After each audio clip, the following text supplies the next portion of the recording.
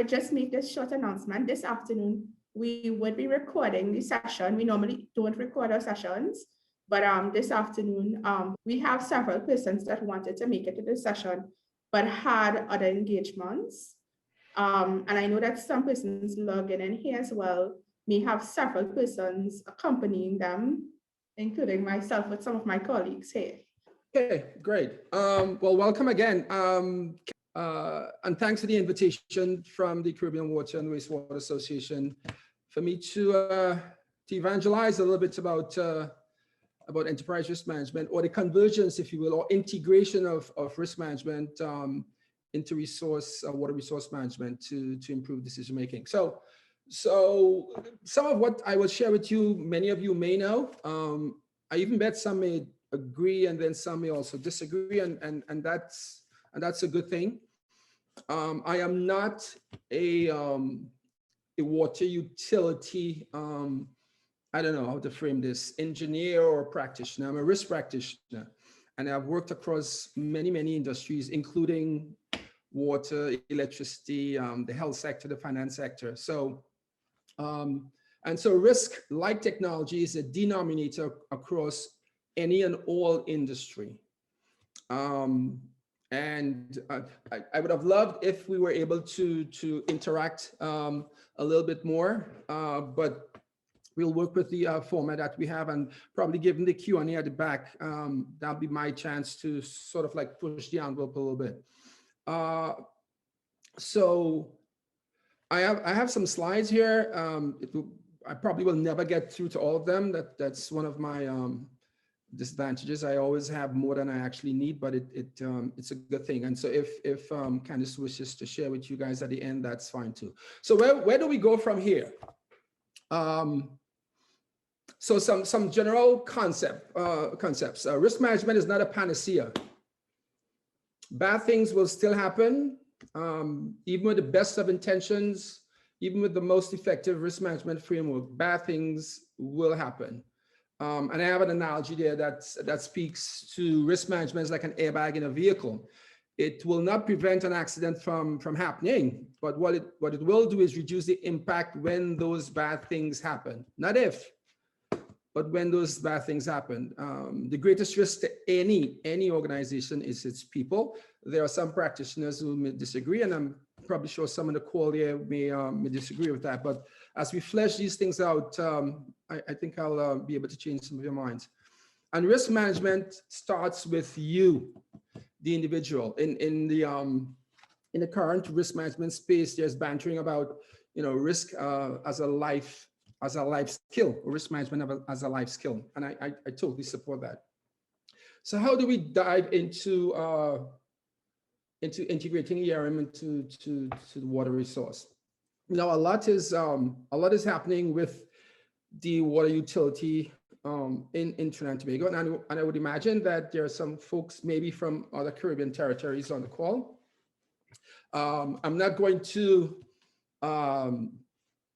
jump on the WASA bandwagon, though unfortunately it is a case study in why we need, why there's a need for, or urgent need for risk management practices, and hopefully this little session will speak to that. So let's speak to operational risk management, and there's a definition there that says the risk of loss resulting from inadequate or failed internal processes, people and systems, or from external events.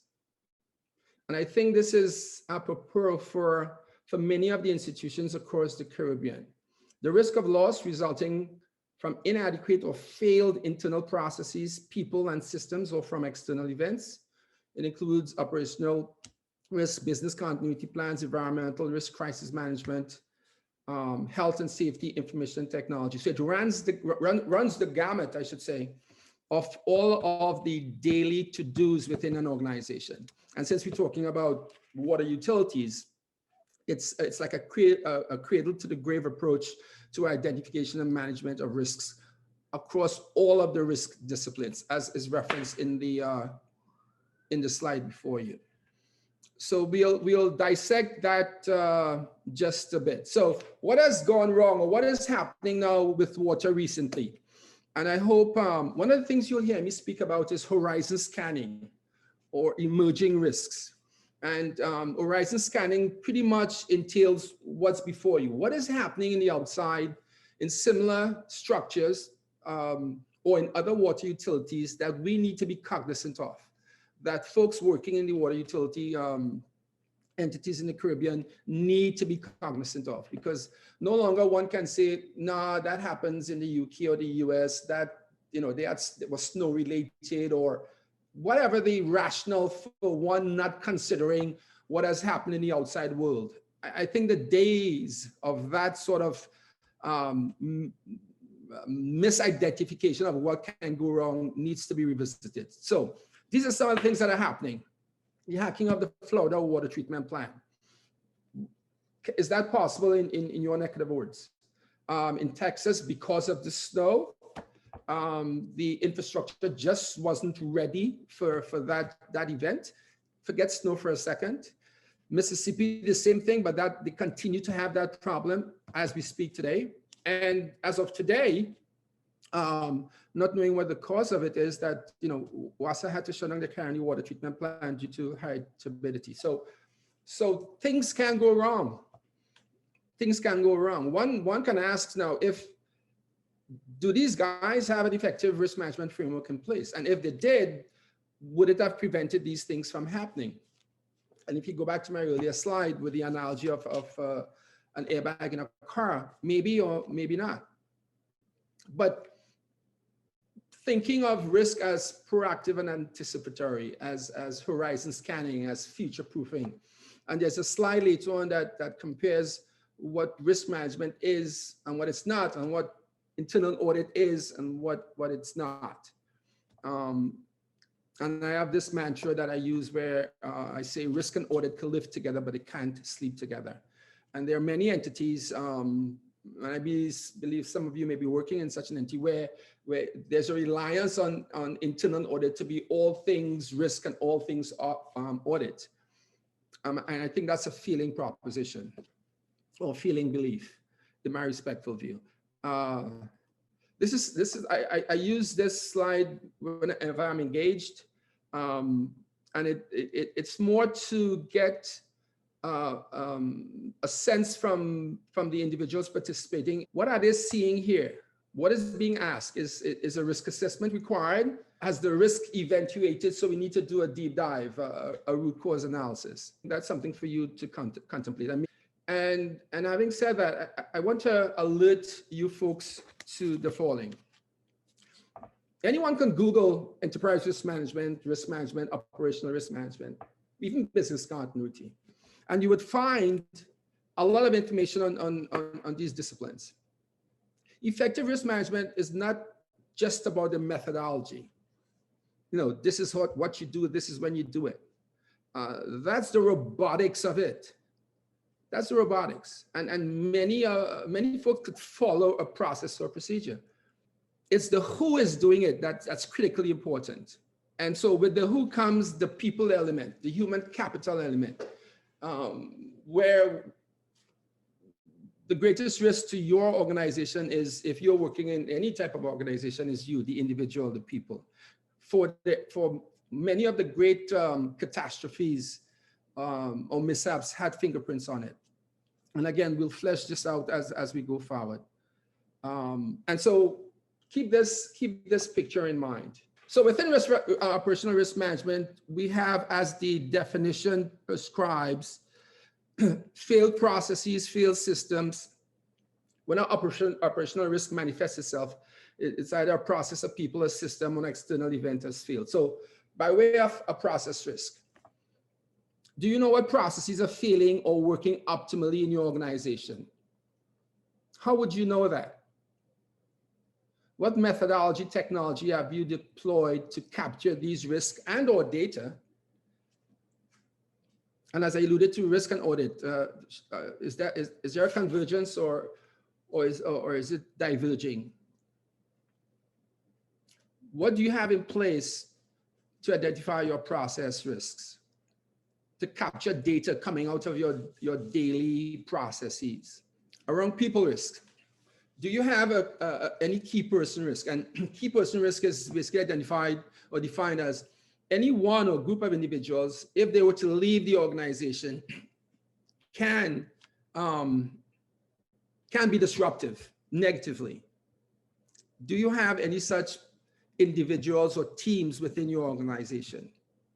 Is adequacy risk part of your risk architecture? If there is a risk architecture, and adequacy risk speaks to, do we have square pegs and round holes? Do we have the right fit in specific jobs? For the critical functions within the organization, do we have the right individuals there? Are we adequately staffed? Now, one can extrapolate and say, okay, given some of the problems, and it's a working case study, there's a lot of information out there about the staffing within the Water and Sewage Authority in Trinidad and Tobago. So this particular concept, this particular risk identification, if you will, adequacy risk, would be critical to any organization moving forward. The old mantra of what gets measured gets managed. What metrics are in place to measure, manage, trend, and report on people? And this equates to performance management. And again, a byproduct of good risk management is good performance management. Again, staying with the people risks part of enterprise risk management, fatigue risk assessment. How is that a consideration for folks, especially during COVID? And there's a plethora of case studies and data that supports that, and I'm sure many of you may be aware of it. Even working from home adds another level of stress. And given some of the jobs that many of the folks in the water industry does, they are, in performing those jobs, they need to be on their P's and Q's. What consideration is being given to, okay, let's ensure, given the impact of COVID, given the stresses of some of the jobs in the industry, where are HR, HSC, even the unions and your employee assistance programs? How is there coordination to try and offer some guidance or some anticipatory processes that could help identify at-risk individuals? It may seem far-fetched, guys, but your human capital resource, especially if you link it back to any key person you may have, or key teams or critical functions, and you may not have a good bench strength. These things come in pretty, not just handy, but they need to be a functional and critical part of an assessment of your people risks. Risk culture, how strong is it? And I like to reference the banana peel experiment and risk culture. If we have time, we will speak to it at the back end, but what it's defined as is the attitudes and behaviors of an individual or group of individuals that determine how they view risk. So what's the risk culture of a water utility company in Trinidad, in Jamaica, in Barbados? And that culture will vary.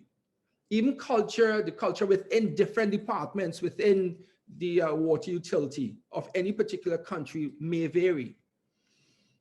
And so the banana peel experiment goes as follows. So you have three employees who wants to come and work for you. There's a banana peel on the floor. The first employee steps over it. The second employee picks it up and throws the banana peel away. The third employee picks it up, tries to find out from whence it came, and then throws it away. So the question will be, and maybe someone can answer it at the end, which one of those three employees do you now have, do you now work with? And if you are a hiring manager, will you want to hire? What tools do you have to identify people and culture risks? And if we're talking risk assessments, risk identification, how are you now doing, are you identifying the people risks within your organization, within your department? Note to self, experience singularly relied upon can be a risk. And I coined the phrase, the Aegis Smith syndrome. So what is the Aegis Smith syndrome? Well, Mr. Smith was the captain of a small boat about less than 200 years ago in the UK. A couple days before he was promoted to go skipper this huge boat, he was interviewed by the Daily Telegraph, and he was asked, well, why do you think you are worthy to skipper this boat? And he says, well, because I have nearly 40 years at sea. You know, I've never been in any winter gales and storms and fog and the like, but in all my experience, I've never been in an accident of any sort worth speaking about. I never saw a wreck, and I've never been wrecked, nor was I ever in any predicament that threatened to end in disaster of any sort. These were the words of Mr. Aegis Smith. A couple of days after giving this interview, Mr. Smith was on board the Titanic as its captain. And we all know what's the fate of the Titanic. So, notwithstanding his 40 years of experience at sea, and he has never saw a shipwreck, nor has he ever been wrecked, nor was he ever in any predicament that threatened to end in disaster. That one time, Mr. Smith, with all of his 40 years of experience, he went down with 2,000 plus folks on the Titanic. So, hence the Aegis Smith syndrome. Experience singularly relied upon can be a risk. So, we talked about people risks as part of operational risks. We talked about process. Let's talk about systems. It's because, again, it's defined as the potential failure of people, processes, systems, external events, business continuity. IT risk assessments. Do you now do so? And I'm not just talking about connectivity. I'm talking end-to-end.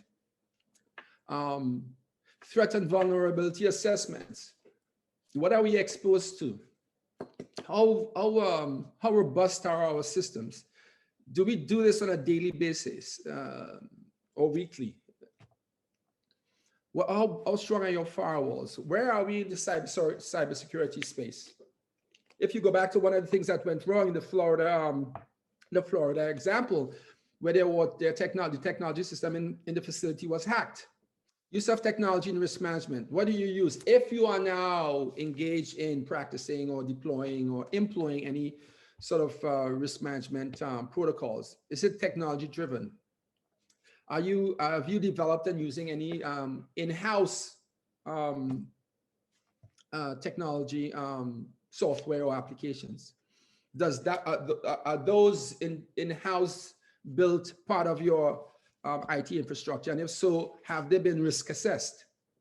Now we come to external events, third-party risks, procurement risk management, supply chain risk, geopolitical risks. Where are these things on your radar? How are water utilities treating with the unknown right now, with uncertainty? You know, many of you would have heard that we're living in a VUCA world, you know, volatile, uncertain, complex, and ambiguous. And your internal controls, your risk mitigation plans must address those vulnerabilities, those uncertainties, those complexities. I have said to many institutions, to many internal auditors, if any are on the call, that if your processes, if your internal controls, if your procedures have not been reviewed, assessed, and updated within the last, say, 9-10 months, I think you're running a failing enterprise. And of course, there may be exceptions. How often do you review your internal controls? And I'm using internal controls because I imagine that many of you have an internal audit department, but not necessarily a risk management department or a risk manager or a risk function. But in the absence of a risk management department or a risk management function, there is this singularly reliance on internal audit. And the very same way, risk management is not a panacea. And with the most effective risk management framework, bad things will happen. What do you think is going wrong? Again, with all due respect and love to my internal audit and the internal audit profession, what do you think is going on with just internal audit? And everything may run smooth for a while, but there are gathering storms there. Small things are happening as we speak that will hit a crescendo. But third-party risk is so critical because third-party risk is speaking to your dependencies. Who are my critical suppliers and vendors that your organization depend on? So if you're bringing in pipes and machinery and critical parts from outside of the Caribbean, How confident are you that those suppliers will be there? Were they there during this pandemic period? Where will they be when the next one hits? Not if, but when. We in COVID-19, 2020 and 21 and 22 is around the corner. What is the business continuity plan for those critical vendors and suppliers? Especially if you bring in parts from sole suppliers, meaning they are the only ones making those things. I'm an advocate for asking critical suppliers, vendors, let me see your business continuity plan.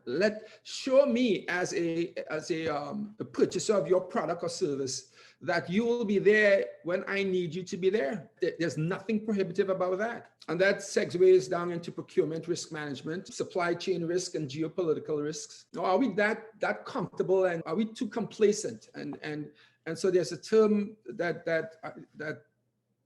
many institutions, unfortunately, have embedded into their operations, which is normalized deviance.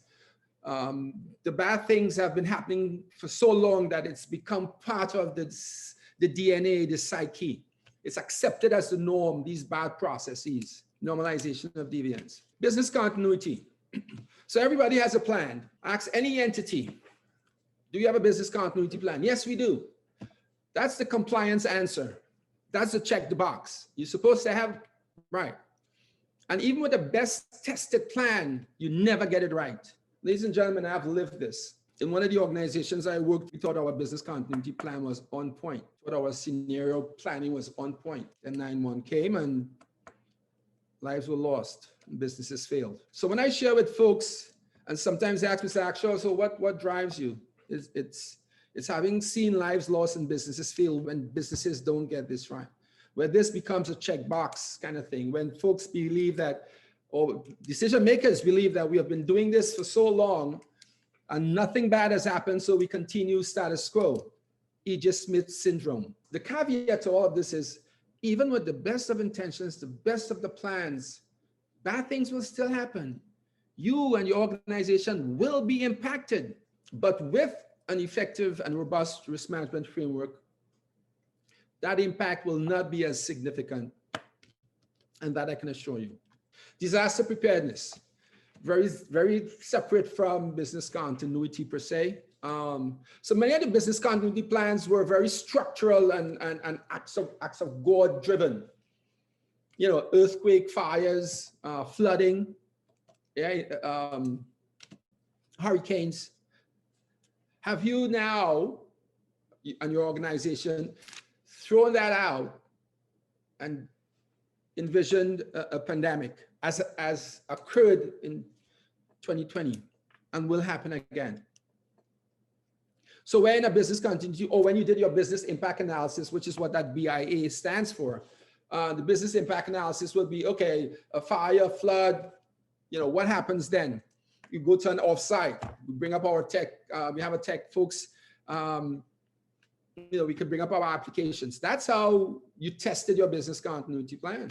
And so a question to all of you, how many of your organization have revisited all, not some, all of their internal operating procedures in light of COVID, or I should say because of COVID? Risk and safety culture. This is aligned to, and obviously the old risk culture, the attitudes and behavior. It's aligned to the fatigue risk assessment we spoke of earlier. So enterprise risk management is about connecting the dots across all these varied risk disciplines, because one leads into the other. Risk is not static. It morphs, it moves. What's the information sharing between your HSC folks, your HR department, your head of security, your department heads? How are events, risks, issues, successes communicated, wins and losses? So I want you to get to know this term. I love this term called this Cassandra Effect, and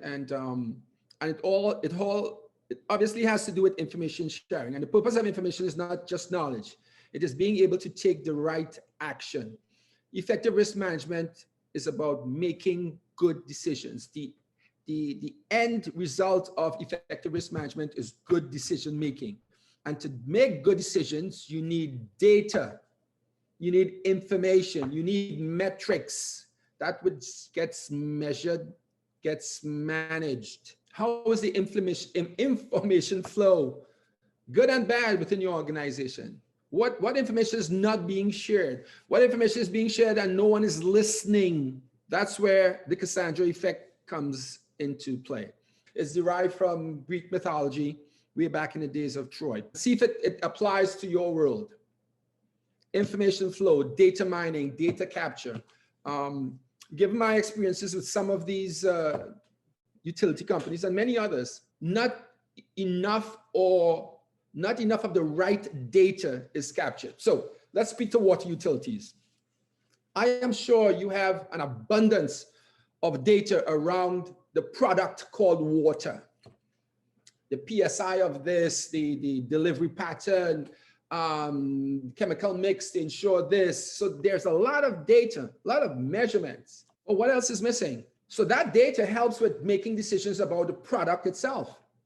But there's a lot of other things that need to go right to get to that product though, eh? What information is not being captured, is not being shared? To the case of our good friends in the Water and Sewage Authority, what's the cost of producing that glass of water? If my efficiency level rises, my productivity level rises, my cost of production is reduced, then the glass of water obviously will probably cost a bit less.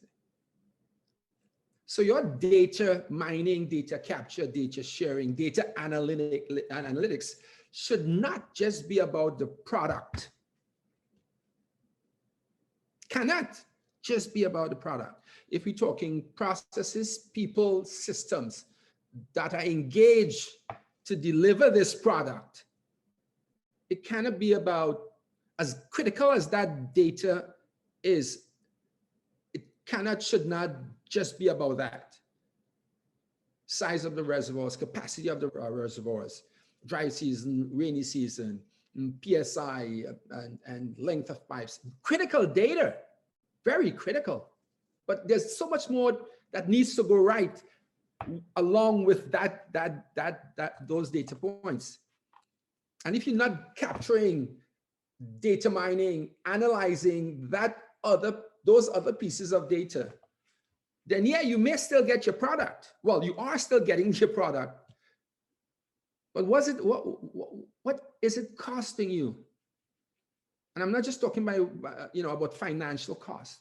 So you're getting the water, but we are not looking at the deterioration of our pipelines. We're taking 20 days can complete a project when best practice probably says it should take 5 days. And I'll read a slide for you. Water utilities across the world face significant challenges for the future. Continuing growth of communities they serve requires planning for future water needs. And there's a question there, was there any contemplation of the Venezuelan crisis? And so one may ask, why am I asking that? The communities of Trinidad and Tobago and the Caribbean are counting on water utility companies and its board and management to make the right decisions in planning for the future. Risk-based decision-making, including risk-adjusted allocation of capital, operational risk reviews, and in incorporating risk management reporting into your management and board are necessary steps for your success. So this is not just about surviving, ladies and gentlemen. This is about thriving. So many of the institutions you work for have been surviving, but at what cost? So let's not just survive. Let's begin to flourish. Let's begin to thrive. So what is ERM? What is ERM and its importance to managing risk in water utility companies? And so let's get down to the nitty-gritty. I have someone I have spoken with a few times in the UK, and this is how he frames the simplicity around risk. So in its simplest form, risk management seeks to answer 6 questions. What am I trying to achieve? What can affect you guys achieving those objectives? Of the things that can affect you, which ones matters the most? That's where you get into impact and likelihood. What should I do about these things? What is your risk response? And did that response to the risk work? And once all is said and done, what changed? Was the problem resolved? Was the risk mitigated? Do we have some residual risks? 6 very, very simple questions. So I would imagine this is like the number one pain point for most leaders in the water business. So in the water industry, one key challenge identified by U.S. water industry outlook respondents was aging infrastructure. And I think even, and again, the only example I can use here based on the information in the public domain and what I would have read vis-a-vis some of the reporting coming out of the Water and Sewerage Authority is aging infrastructure. So this is an industry-wide risk and should be refined for each individual water company when creating an ERM plan. There's no one cap fits all, and so one needs to treat that within the context of where you are and how you're framing your or structuring your enterprise risk management program, if you're inclined to do so, based on the current age and condition of the specific systems in place. So some facts coming out of this: age infrastructure has to be replaced. That horse has left the barn, it's bolted, that has to be done. But how did you get here? How did you get there? Why were the pipes and the other pieces of infrastructure, why were they allowed, and I'm using that term loosely, allowed to be aged to the point where there's no other way, there's no repair or anything like that?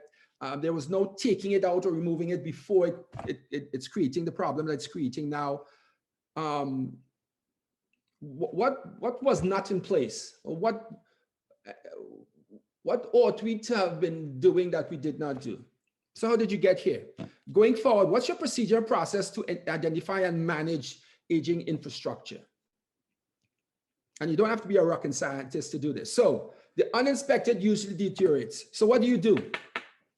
And again, I will always defer to the subject matter experts. So I'm sure I'm positive. I've seen a few, read about a few.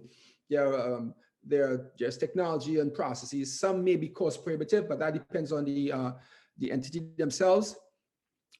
How do we ensure that we inspect our especially the buried those pieces of infrastructure like pipes that are underground? Asset integrity assessment and management. Do you now deploy that? If not, well, why not? Why do you not have an asset integrity management system and include it as part of your enterprise risk management? Are you documenting, tracking the life cycle of your critical parts and machinery? So you order parts, you order machinery, and usually the manufacturers stipulate that this is good for 5 years or 6 years under certain conditions. Is that factored in, documented, tracked, trended, and reported on? Yes, we used it in August of 2021, and you could start, and this is, I'm going to introduce a term called key risk indicators. And you build in some key risk indicators into your processes and your risk management framework that says, hey, this is a 4-year thing. By year 3.5, maybe we need to look at this this pipeline or this piece of machinery, if it is that we are tracking a 4-year life cycle. Or are you managing by failure, i.e., when the thing goes bust, then we repair it or replace it? Now, there is a cost to all of this, because once you identify the problem, you have 2 options. Well, maybe 3: fix it, leave it, replace it. And let's focus on pipes that are buried. The above ground pipes are probably they're a lot easily. They're much more easy, obviously, to view, maintain, to risk assess, and to inspect.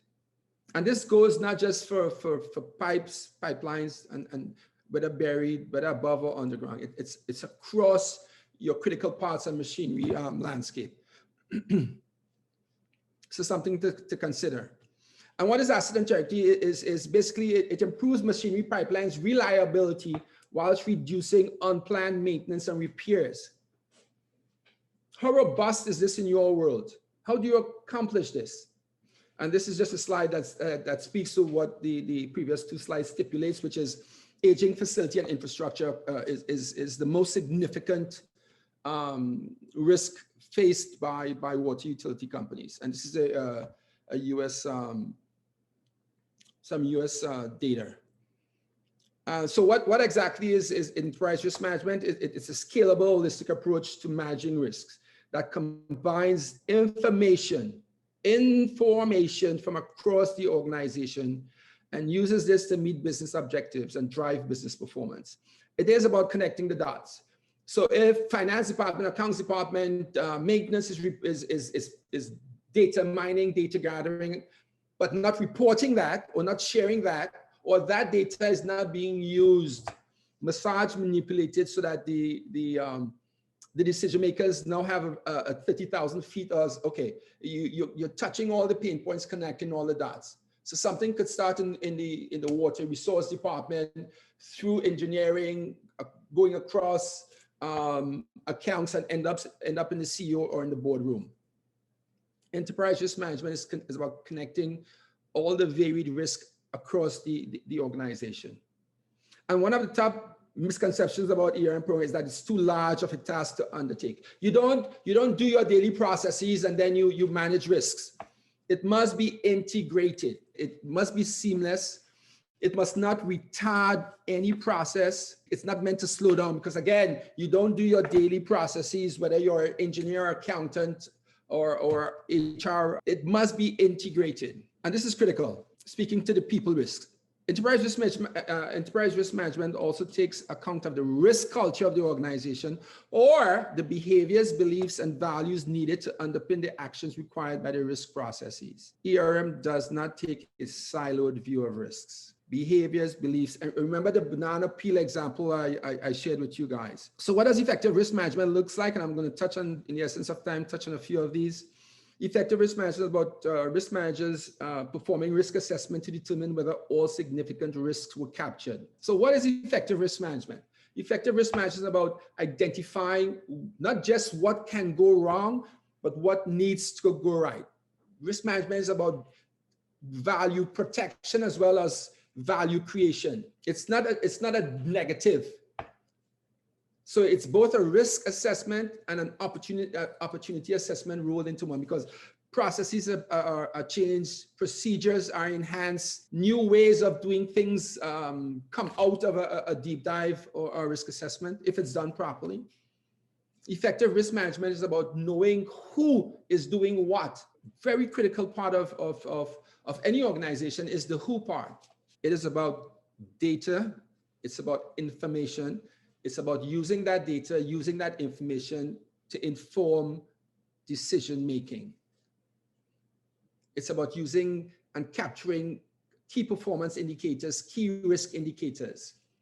It's about strategy setting and aligning risk with strategy, where you identify the risk to achievement of those objectives and you do it along the continuum. So if it's a 3-year plan, it's along those 3 years. You do not do a strat plan today, start rolling out and then revisit it 3 years from now. Risk needs to be continuously assessed because it morphs. You don't do a risk assessment in the engineering department and then 6 months later you do another one. You don't send a team out to do a job in the absence of measuring tools or mechanisms to measure the time taken, the delivery method, and the time to completion. It's all about performance management. It's about implementing service level agreements between critical departments. You don't request something and that other department takes 10 days to deliver it and you need that information to make a decision. It's aligning risk management with performance management and with key risk indicators. These are just red flags. These are red, green, amber lights that says, okay, something is going wrong. How many of us have key risk indicators in their spaces? And you can only develop these key risk indicators from data that you would have gathered. How many of us are capturing near misses? How many of us do a causal analysis when something is failed or when we succeed in something? Both equally important. We complete a project on time, under budget, do an analysis. What worked so well this time? Why did we complete it on time, whether it's on or off budget, off or under budget, good or bad, and analyze it. Analyze your successes, analyze your failures, and build from that. So benefits of ERM, as we're wrapping up: increased likelihood of achieving strategic objectives, and there's increased likelihood. I must repeat this. I am not, and as I say to my kids, I don't give advice along a path I've not traveled. I have lived these things, I've done these things at a scaled level, some more successful than others. So increased likelihood of achieving strategic objectives because you'll still miss some. Meeting increasing stakeholder expectation, and that's critical. Improved governance, leadership, oversight. Do your board members and your directors understand and know what constitute a risk assessment? And what is risk appetite and risk tolerance? Do they understand those terms? Do they know how that is applied, or is it applied to the management of the water utility company? Increased likelihood of improving efficiency and productivity levels. Data, analytics, measurements. What gets measured, gets managed, gets deployed. Increased likelihood of delivering projects on time, fewer surprises, improved decision-making, improved communication and reporting. This is not a wish list, but you have a much more improved chance with a fully effective functional risk management framework than without. And yeah, there's this thing, well, we have been doing it for so many years, but at what cost? And again, cost not just being financial cost, opportunity cost, human capital cost, deterioration cost. So ERM does not only focus on negative threats, but places as much importance on the exploitation and management of opportunities and upside risk. Hamana. It does not only focus on negative threats. To use an old legal term, it's both like a sword and a shield when we're speaking of equity here. So again, I'm sure I'm pretty close to, if not completely out of time here. The architecture of a good ERM program, governance, people, process, systems, technology, all needed to deliver the product called water. And we have seen, unfortunately, or maybe as a case study, fortunately, within the Water and Sewage Authority, these words were used: governance, people, process, technology, culture, but obviously used in the negative, that these were issues why the entity is in a need of transformation. But part of that transformation, you in my respectful view, we talk about re-engineering processes. It needs to be risk-based, because you don't take a process, do not identify what's wrong with that process, where the risks are, and transform that or digitize that. So effective, robust risk identification, risk assessment needs to be aligned across that continuum of re-engineering or business transformation. It must be integrated. It must be harmonized with that, because without that, my fear is some of those repeated some of those deviant processes will flow into the new world. I'm ready to treat with any questions or comments or pushback that anyone on the call may have. I'll be happy to do so. Great. So I want to open the floor at this time for our Q&A to begin. Just raise your hands in the chat and let's go on. Thank you. So good afternoon to everyone once again. Thank you very much for your presentation, Mr. Hackshaw. So I wanted to ask, with respect to water management, and I don't know if you have experience with water managers in a variety of environments other than Trinidad, but what are some of the common issues or the common areas in which they tend to overlook their risk management strategies? Great question. Going back to the very first slide where we showed the failures or the mishaps. So bad things happened in the US, in the UK,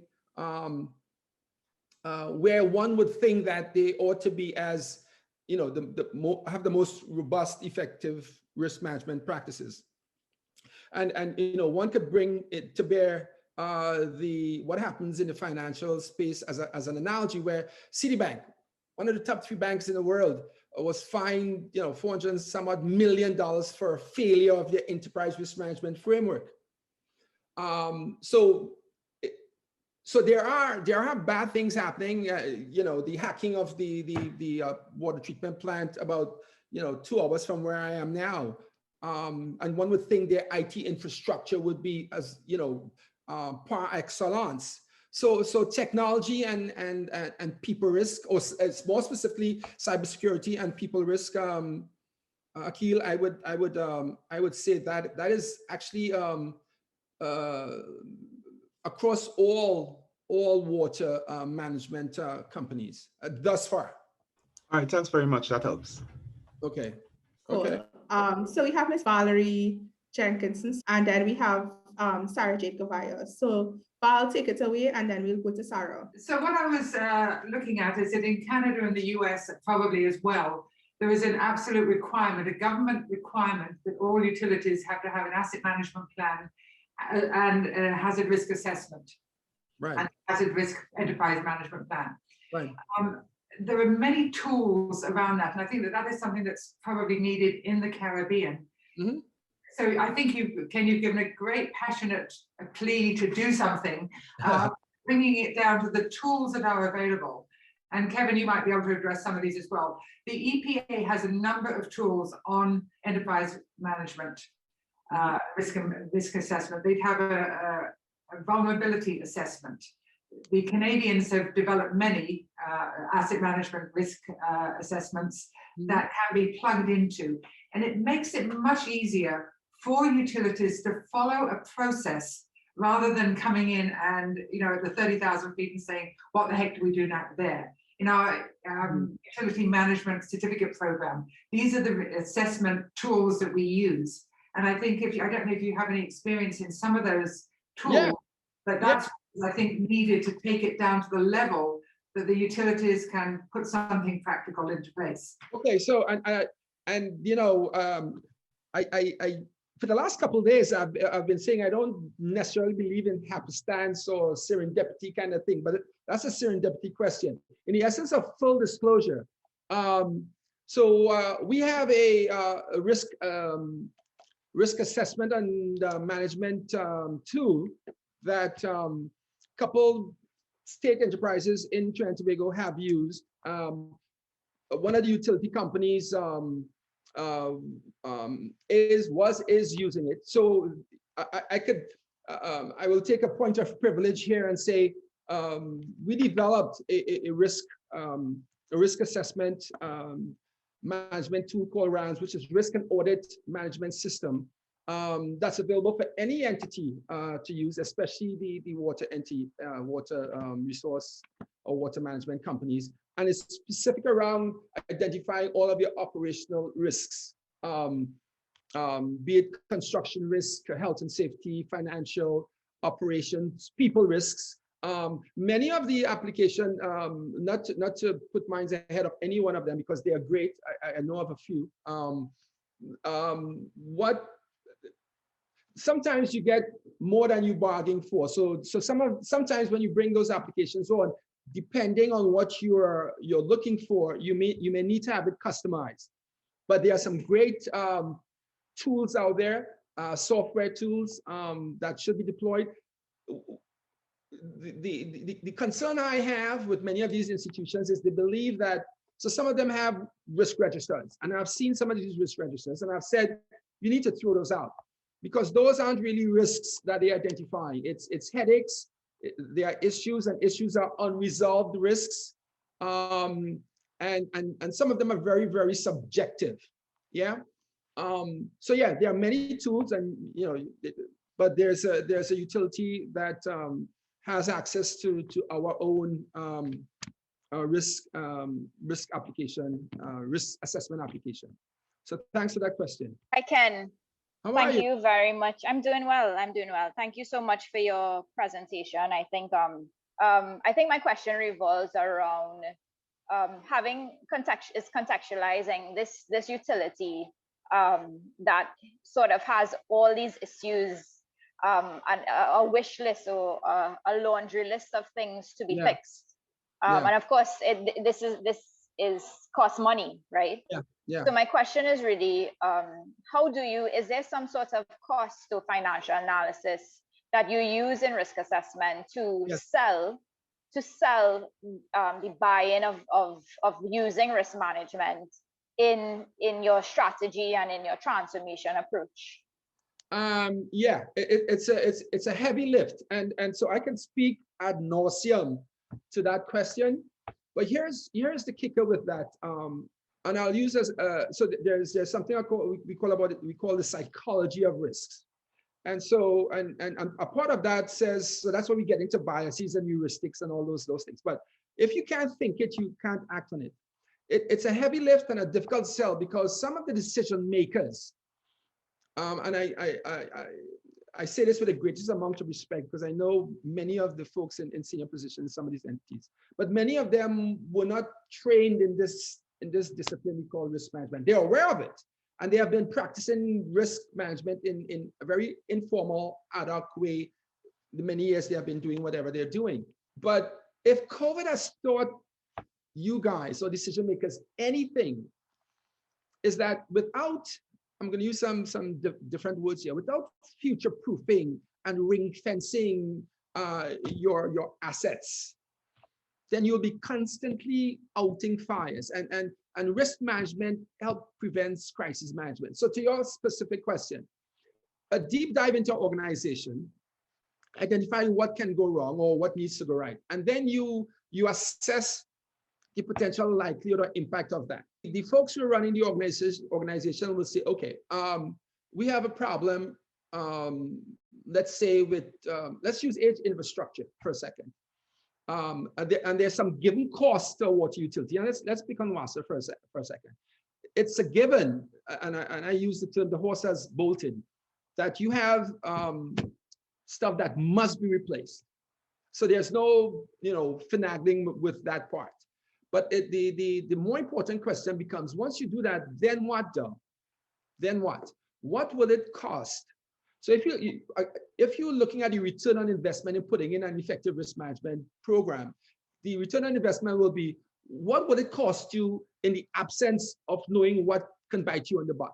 What is that worth to you as an organization? And the person who asked the question earlier, all of the major utility companies. I have a very close colleague, actually a namesake, working for the Thames Water Company in the UK, and his last name happens to be Hackshaw, and so we correspond a lot, and banter about what works and what doesn't work. But and similarly here in Florida, but even with the best of intentions, the best of risk management, there are going to be failures. And there's a cost to not knowing what can harm you. And I'm not just talking about what you have experienced in the past. It's these new risks, it's these emerging risks. And if a deep dive is not done, and if risk management isn't integrated into an organization, you'll continue to manage the risk that you have managed for many years. The things that are repetitive. And that's no way to run a business in 2021 going forward. And it could be a kiosk, it could be a coconut vendor. There are things that are happening unbeknownst to us. Going back to the uninspected usually deteriorates. How would you know what can go wrong unless you go looking for that? How? And the only methodology is doing a deep dive using a piece of software and an application that drives that process. And then in that identification process, you then quantify the cost of the control to mitigate that risk. Then the decision makers decide, can we afford that? Do we need to accept the risk of this, whatever the control may be? Is it cost prohibitive? And that's where the decision comes in. And so yes, there's an element of impact analysis once you do risk assessment that says these are the controls. This is what it's going to cost to mitigate that risk. What do you then do? Quick question, and really a thank you for a very interesting and thought-provoking presentation. But may I just suggest that the bottom line in any successful business enterprise or anything is the customer. Yeah. I'm representing civil society here, I suppose, and under these circumstances, you have to satisfy your customer. Satisfied customer is a satisfied business. Yes. And everything should be, even public utilities Yes. should be run as a business. It Yes. was just a thought. Yes. I totally agree. So it goes back to the point I was making. It's not just about delivering a product called water. And yes, we have to do that. But so how quickly, how can we sustain that so that the customer, our clients, don't get impacted? So we don't have 2 days a week or 3 days a week, and there's a lot that goes into that. Yeah. And so I know WASA and probably other utilities have customer service departments, they have a complaints department. So are we tracking and trending those complaints? Are we tracking and trending them? Are we seeing them through resolution? Just to pick on the customer side of it. How long is it taking to resolve a complaint? What's the feedback loop? So effective enterprise risk management is a cradle to grave, soup to nuts approach. It's from strategy setting to water in the pipes to the customer complaining and getting the complaint resolved. So yes, at the end of it, the ultimate goal of any institution, organization, private or public, if you're in the business of providing a service or a product, is a satisfied customer. And I dare say there are a lot of not so happy customers running around right now in the water industry. So Patricia is on point and spot on with that. Well, I mean, customer service are critical, but what do you then do with that? So communication, data gathering, how are you then using that to serve the public? And it must not be a check the box. We have to have a complaints department. Okay, yes, we have that. So risk management is not about complying with, it's about execution. Yeah. So thanks, Patricia, for that. Yes.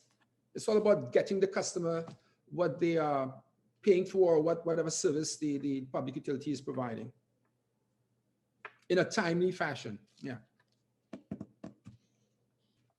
Mr. Hackshaw, I just wanted to go into one thing briefly about insurance to buffer you during periods of risk, particularly for those of us in the water sector. A water utility might want to look at some type of insurance program to buffer them. All right, so I think the best way to answer that, and there are a lot of dependencies with that, but insurance is a risk transfer mechanism. It can be used to mitigate a risk by way of transferring that risk. All right, and there's many facets of that. So I think was Sada who asked about the return on investment on implementing an enterprise risk management. These are my words. So you go through a deep dive, and you identify risk to the achievement of the objectives, which is the ISO definition of risk, the effect of uncertainty on achieving objectives. Okay, so you do a deep dive into the water resource department or water engineering department, and you identify certain risks. That risk is either one, cost prohibitive, or the thing has already gone bad. Okay, that's the detective side of it. Proactive and anticipatory part of risk management says, okay, these are the things that can go wrong. How do we then mitigate this? One of the things could be taking out insurance policies in case something goes bad. That may be, cost prohibitive. If we don't take out an insurance policy, the entity itself may have to pay for it. And it cannot be used for every and anything. And even with that, and I need to share this with you, the reinsurers, the Swiss Re and others.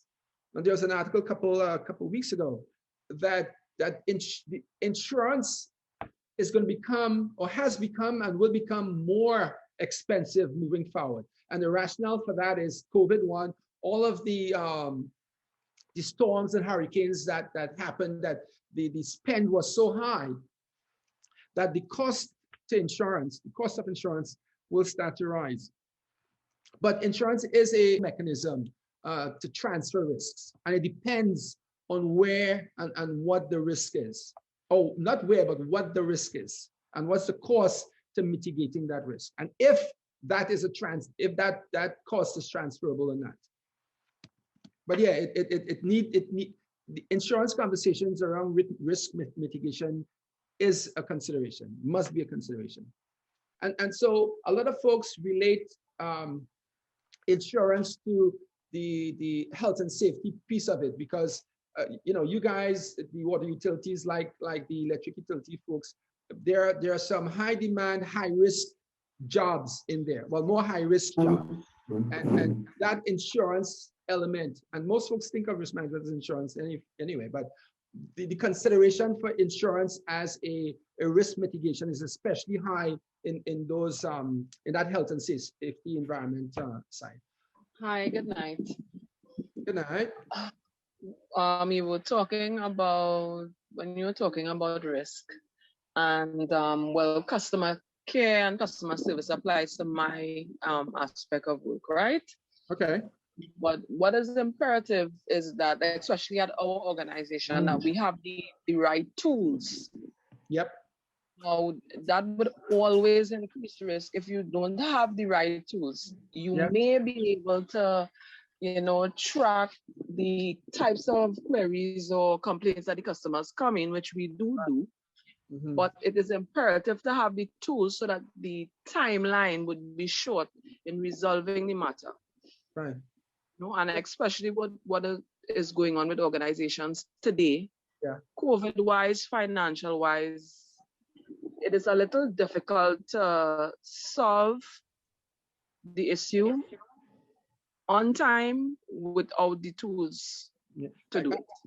I'm discerning from a question that wherever you work, you do not think you have the right tools in your space to effect that which I'm saying should be effective. Yes. Yes. Yes. Yeah. And yeah, you're spot on. And you know what, folks? Some things this doesn't really. So, how should I frame this? There are certain spaces or departments where you're gonna have to put out to get the result you're seeking. Basically, you're gonna have to spend if you want the outcome that you must have or that you're seeking. Customer service, and there's technology out there with Zoom that one can use or should be using in an organization such as those in the water utility business. And if that's not being done, I guess that's where the considerations of decision makers need to start looking at. And everything derives from the customer. And I have done risk assessments of customer service departments where it always becomes like a recurring decimal, that the complaint wasn't addressed, the process continued, and more calls keep coming in. It wasn't tracked, wasn't documented, wasn't fully resolved. So it was like a circular saw, continuously cutting away at the reputation and the perception of the reputation of the company and the perception by the stakeholders, in this case being the customer, that they don't care. So yeah, you're right. You need the tools to do the job, and the right tools at that. Mr. Hackshaw, I thank you sincerely for doing your presentation for us and for engaging us in this noteworthy topic and area. I think it's valuable for us. COVID really did throw us into a new normal, and going into that new normal means now that we need to pay attention to things like enterprise risk management. Ladies and gentlemen, thank you for joining us in this session in March. This is World Water Month, as I like to refer to it. World Water Day is coming up shortly, and you will receive some emails from both the CWWA and the CWWA National Section with activities happening this month. Stay COVID free. Don't forget to wear your mask. Bye. Okay, thanks, guys. Bye. Yes. Bye. Thank you.